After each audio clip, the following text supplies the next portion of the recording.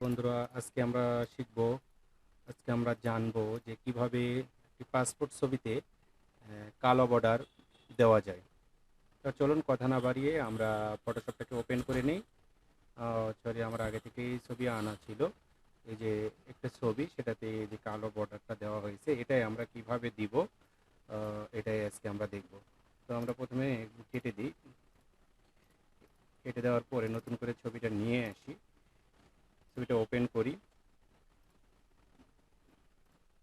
ছবিটা ওপেন করার পর আমরা ছবিটাকে একটা মাপ দিয়ে নিই, পাসপোর্ট সাইজের মাপ। এই জন্য ওই যে হাইট ওয়েট আছে, এখানে আমরা মাপ দিয়ে দিব। তো আমি মূলত পাসপোর্ট ছবিতে 4 cm 4 সেন্টিমিটার আর 5 সেন্টিমিটার ইউজ করি। অনেকে অন্য ইউজ করতে পারেন। এভাবে আপনারা একটা পাসপোর্ট সাইজ ছবির মাপ দিয়ে নেবেন। দেওয়ার পর এভাবে ক্রপ টুল দিয়ে আপনারা কেটে নেবেন, রেশ অনুযায়ী কেটে নিয়ে এন্টার বাটন করলে, বাটন ক্লিক করলে কেটে যাবে।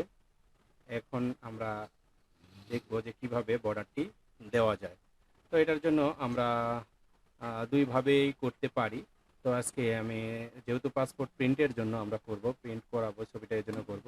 তো প্রথমে আমরা ফাইল মেনুতে যাব, যায় new new shortcut command control N চাপলেই চলে আসবে। আমরা এখান থেকে A4 সাইজের একটা পেজ নিয়ে নিব। মূলত আমরা A4 সাইজের পেজেই এই পাসপোর্ট সাইজ ছবিগুলো প্রিন্ট করে থাকি। তো পেজটা নেওয়ার পরে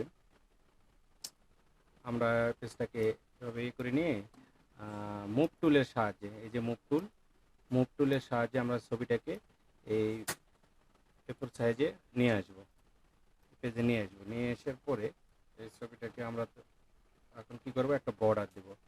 এর জন্য আমরা এই লেয়ার বাটনে চলে যাব। এই যে ছবির যে লেয়ারটি, এই যে ক্লিক করলে হেরে যাচ্ছে এই লেয়ারটি, এখানে ডান ক্লিক করে আমরা ব্লেন্ডিং অপশানে চলে যাব। ব্লেন্ডিং অপশানে ক্লিক করলে এরকম পপ আপ আসবে। দেখবেন সবার নিচে যে স্ট্রোক সিন লেখাটা আছে, এই স্ট্রোক, এখানে টিক মার্ক দিয়ে দেবেন। টিক মার্ক দেওয়ার পরে, সরি বন্ধুরা, এখানে আসতেছে না। এই সমস্যাটা আপনাদেরও হতে পারে। তো এটার জন্য আপনারা কি করবেন, আচ্ছা এটা কেটে দিই, যে আপনারা ম্যাজিক টুলে চলে যাবেন। ম্যাজিক টুলে ক্লিক করার পর দেখবেন এই যে এখানে তিনটা টিক মার্ক দেওয়ার জায়গা আছে। এখানে যেটাতে আনটিক আছে, আমরা এটাকে টিক মার্ক তুলে দিব। দেওয়ার পর এবার দেখি বন্ধুরা হয় কিনা।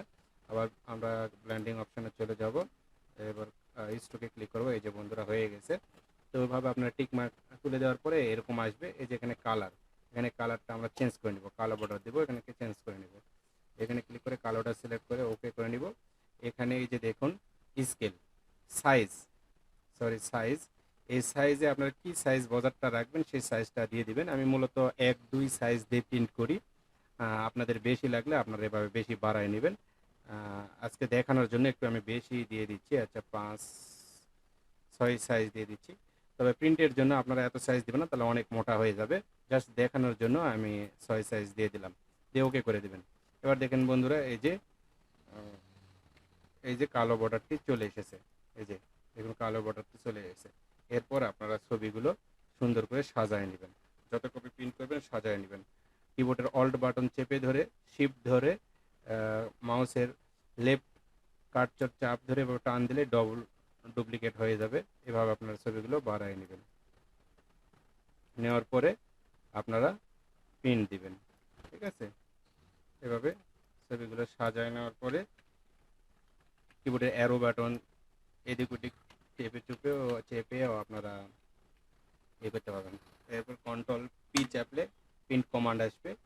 প্রসিড করে দিলে মানে প্রিন্টার অপশান আসবে। আপনারা যে যার প্রিন্টার থাকবে সেই প্রিন্টার সিলেক্ট করে দিয়ে প্রিন্ট হয়ে যাবে। তো ধন্যবাদ বন্ধুরা, আজকের মতো এ পর্যন্তই। আপনারা এভাবেই পাসপোর্ট সাইজ ছবিতে বর্ডার দিতে পারবেন। Thank you.